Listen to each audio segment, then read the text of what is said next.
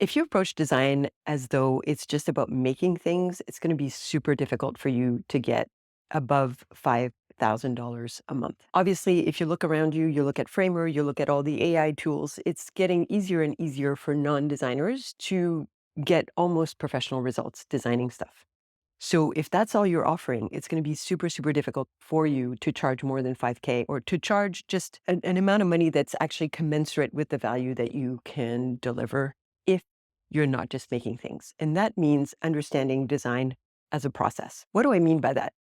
One of the mistakes that I see designers make is that they might have, I don't know, worked on an app or something and conducted user interviews, but they don't see their clients, their design clients, the same way they see users. And that means that they don't wonder really what is driving someone to come to them to get design work. And let's be clear, you could make the most beautiful work in the entire world.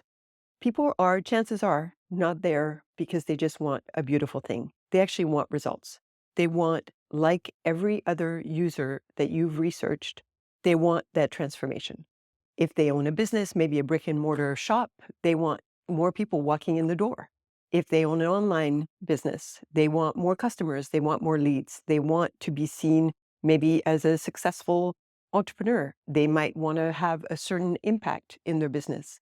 And therefore, they want people to be aware of what they're doing and come on as ambassadors. So they want to persuade, they want to influence. There is a transformation there between the person feeling frustrated, not being able to get the results they have and that they know they're capable of, and the vision they have of themselves as a successful entrepreneur. So if you're missing that piece entirely, then it does feel when you're in front of somebody who might want to buy your services that the only thing that you're offering them is putting form around something, around their idea. How often has someone come to you and said, I would do this myself, but I just don't have the time. And you were infuriated thinking, I spent all this time mastering my craft, and now you're telling me that you could really do it using technology and I'm not offering anything else. And I'm going to tell you, and it's hard to hear, but that's on you. I'm going to say it again. If you're not able to sell, that's on you because you are not then going through the process to really understand what this person needs, what they're looking for from you on an emotional, on a financial basis to get the results that they want to get and that they can see in their mind's eye. So that's the not the bad news in a way, but that's like the reality. So how do you get past that? If you have ever run user interviews or customer discoveries when you're designing a product or service, then you know how to sell. So many designers I talk to, and I was one of those people, will say, I'm not good at selling, but that's not the point. Selling should just feel like a conversation. And you should approach it as being of service as opposed to trying to convince someone that they should work with you. And so, what do I mean by that?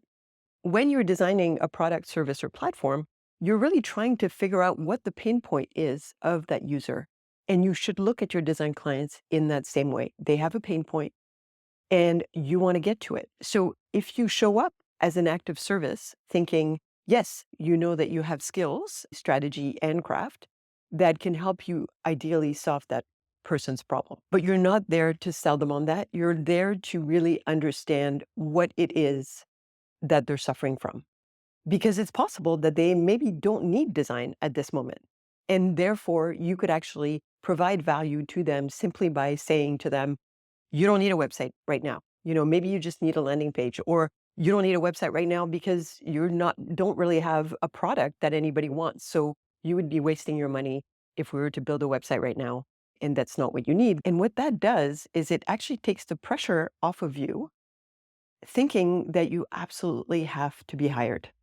Because if you are coming in that conversation with the mindset that you are simply going to help diagnose what's happening, then you're doing it in the same way that you would conduct a user interview, which is taking yourself out of the equation. You're there to listen. You're there to reflect back to that person what it is that you understand they're saying to you about what is preventing them from solving the problem that they have. And if it is appropriate, then you can say, hey, I think I can help you with that. Is it worth another conversation where we dive into what that engagement could look like. So, how do you go about that? Thinking about this is not really a user interview, even though kind of it is, it's customer discovery. So, it's the same thing that you would do in your actual design work if you were working for an organization developing a product, service, or platform. But there are three key questions that you really want to ask someone when they're wanting to engage you, possibly for design services. And that is, what do you think is the problem? Basically, how are you feeling? What is motivating you to reach out to me right now to want to have this conversation? The second question is, what is preventing you from achieving this goal on your own? Often people will say, I don't have the skills, I don't have the time, I don't even know where to start. Whatever the thing is, they'll tell you, and you want to listen and write down the words that they're using to express what it is, that obstacle that's preventing them from getting across that bridge to the happy self that's reached the goal. And then the third piece is asking them why it's important. And that will be really important to establish, because as the person is recounting to you why it's important to them, they are visualizing the outcome. They're visualizing their happy self when it's all worked out and you've delivered the value you promised and the problem is solved. When they do that, they are not only feeling the pain and frustration, but they're also really visualizing in their mind's eye how much relief they would feel if this problem no longer was a problem.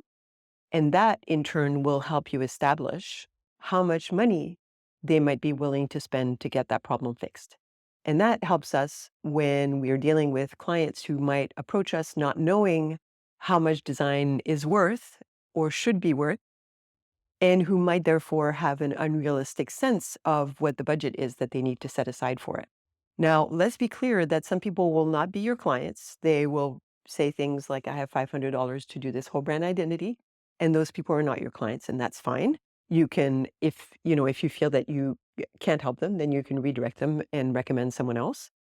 And you can also, if they do feel like they could be your client, but they just need a little bit more of an understanding of the value that you can deliver in helping them to solve their problem, then continue the conversation to understand, again, if it is a problem that's important for them to solve, then they will be willing to invest in it. If they're not, either the problem is not really a problem and they're mistaken, in which case you can help them by putting in front of them that clearly it is not a problem that they value having solved, or they will get a better understanding of the fact that there is an opportunity cost. So they can hire you, they can hire someone else, or they can do nothing.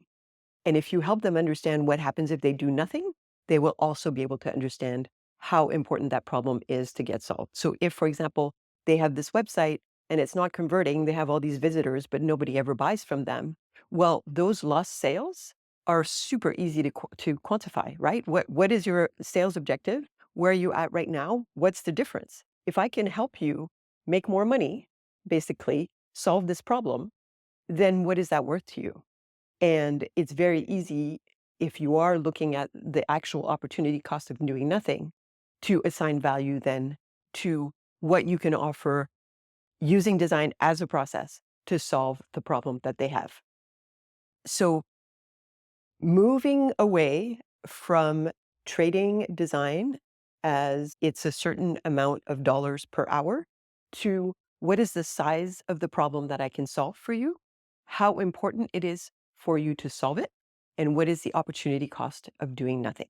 Again, they don't have to hire you, but once you help them understand whether or not it's a problem and how valuable it is to them, you will be in a much better position if you think they would be a good fit for you to actually help them solve that problem and demonstrate the value you can bring to them, and therefore charge more money for your work. If you found this valuable or you'd like more of this type of content, just hit subscribe below and you won't miss our next video.